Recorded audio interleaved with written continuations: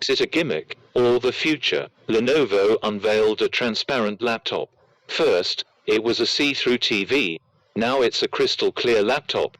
It appears transparency is the next big thing in tech. Lenovo unveiled what it claims is the industry's first transparent laptop at the Mobile World Congress in Barcelona on Monday.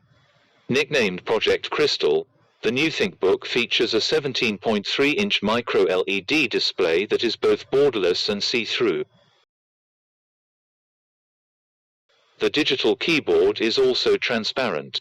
The next general machine is just a concept at this stage, but points to the future of portable computers, with the latest hardware and software solutions including a futuristic transparent display laptop. The laptop can capture images via its camera, then overlay digital information on the pictures and showcase them on the transparent screen. Project Crystal will also revolutionize interaction and creation, according to Lenovo.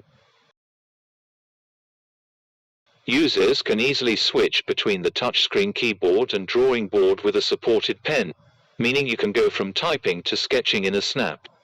As the screen is fully visible to those around it, people could also peruse your work in a meeting, for instance. Lenovo is working on adding an opaque privacy layer to the screen that users could toggle on for a more incognito experience.